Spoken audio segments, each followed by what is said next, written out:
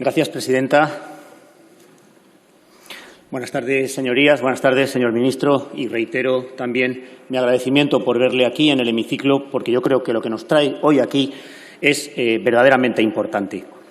Venimos a ver las enmiendas del Senado en relación con la tramitación como proyecto de ley por el procedimiento de urgencia de aquel Real Decreto Ley 16/2020, que trataba de establecer ciertas medidas para atender en el ámbito de la justicia los problemas derivados de la pandemia.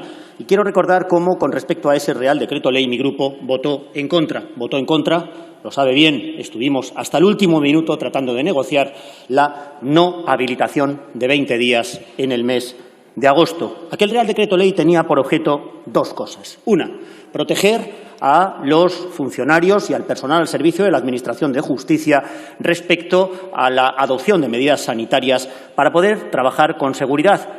Y, efectivamente, ese Real Decreto Ley contenía estas normas y, además, las hemos potenciado mediante la tramitación del proyecto de ley en una posición, en una visión acertada por parte del Ministerio de Justicia. Y, en segundo lugar, decía también el señor ministro que había que atender al colapso de la justicia. Hombre, esto nos producía un cierto descoloque, porque el colapso de la justicia pues viene siendo una enfermedad endémica de la justicia, porque durante 40 años ni el Partido Popular ni el Partido Socialista han invertido en justicia, no han gastado en justicia. La justicia ha sido la hermana pobre de los presupuestos y no se han atendido las necesidades, los medios necesarios para que la justicia sea rápida y eficaz.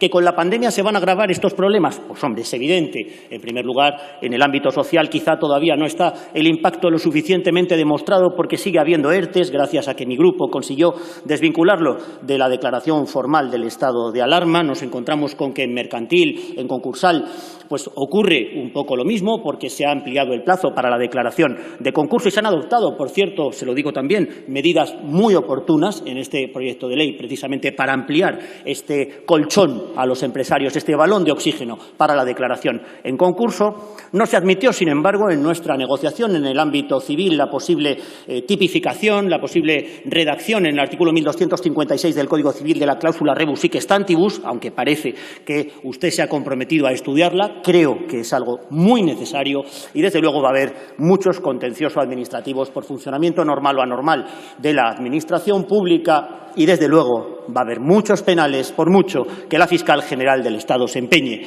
en inadmitir todas aquellas querellas que se han puesto contra el Gobierno por su nefasta gestión de la pandemia en el Tribunal Supremo, siempre con la sospecha de la duda de si utiliza criterios técnicos o utiliza criterios políticos únicamente para defender al Gobierno, quien fue ministra de Justicia, quien fue diputada del Partido Socialista. Le tendimos la mano, fuimos exigentes, le pedimos la inhabilitación de los días de agosto y, efectivamente, yo le critiqué desde aquí y muy sucintamente quiero decirle que teníamos razón desde mi grupo, que hasta el Consejo General de la Abogacía Española ahora ha dicho que ha sido una medida radicalmente inservible, contraproducente, que no ha servido para nada. Era una medida, además, contradictoria en boca del propio ministro de Justicia. Es decir, ¿en 20 días, habilitando el mes de agosto, vamos a resolver el colapso de la justicia? No, obviamente. Pero es que luego, además, los habilitamos y después le decimos al Consejo General del Poder Judicial que recomiende que los jueces y magistrados se cojan las vacaciones en agosto y que no señalen vistas. Entonces, ¿para qué lo ponemos en el Real Decreto Ley? Y, finalmente, sin embargo, siguen corriendo plazos y los pobres abogados, los pobres procuradores, la mayor parte de los cuales desempeñan individualmente su profesión o integrados en pequeños despachos, se ven privados, se ven expropiados de su derecho al descanso, después de levantado el estado de alarma y cuando más necesario probablemente les era conciliar su vida personal, su vida laboral y familiar. ¿Cuántos compañeros, cuántos abogados me han escrito diciéndome me vuelvo de vacaciones porque me han notificado, en agosto? ¿Qué cosas, qué milagro han notificado en agosto? Claro, si es hábil, pues han notificado en agosto. Han corrido plazos, se han tenido que volver de las vacaciones y han tenido que redactar recursos en temas muy complejos, prescindiendo de este derecho a sus vacaciones por el pecado, enorme pecado, de ser autónomos,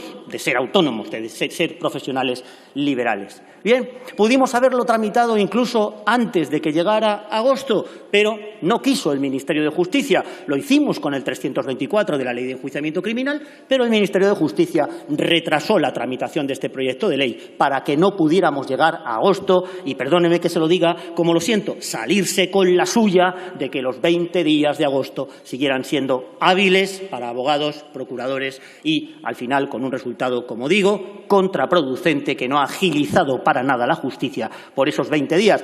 El Consejo General del Poder Judicial y algunos decanos de colegios de abogados ponen de manifiesto cómo los escritos que se han presentado durante estos 20 días del mes de agosto no se han despachado, como es lógico, de todo punto, hasta principios de septiembre. Una medida completamente absurda. Perdóneme que se lo diga tan claramente.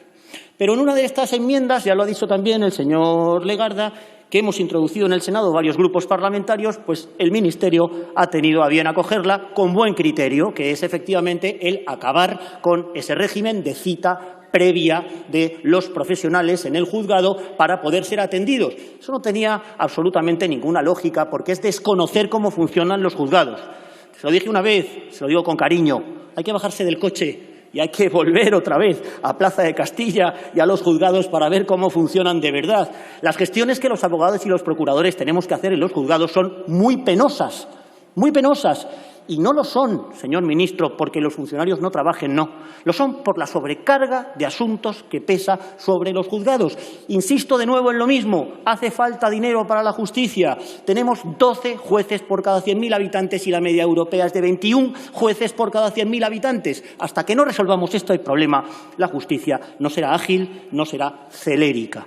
Pero al final se ha quitado con buen criterio. El artículo 542 y siguientes de la Ley Orgánica del Poder Judicial establece que los abogados, los procuradores y los graduados sociales son profesionales al servicio de la Administración de Justicia y, por lo tanto, su régimen debe ser el mismo que el de los funcionarios que sirven en estos juzgados y tribunales. Y también quiero referirme a la disposición final segunda, también adoptada con buen criterio, la determinación de las competencias de los tribunales superiores de justicia y de la Audiencia Nacional en relación con las medidas administrativas tomadas sanitariamente en confinamientos perimetrales y otras varias.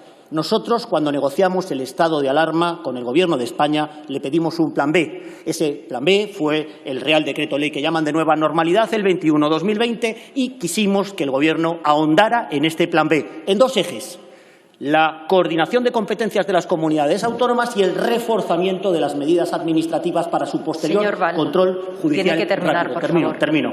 Y esta medida es precisamente la que ahonda en ese criterio. Un procedimiento rápido, un procedimiento urgente, un procedimiento seguro porque se toman las decisiones por órganos colegiados y un procedimiento que por vía de recurso podrá llegar a sentar jurisprudencia en todo el territorio nacional en boca del Tribunal Supremo. Es muy buena medida. Estamos, por lo tanto, señor ministro, con excepción de la habilitación del mes de agosto, muy satisfechos del trabajo que ha realizado mi grupo parlamentario, del consenso al que hemos llegado en las comisiones y de las enmiendas que se han admitido en el Senado.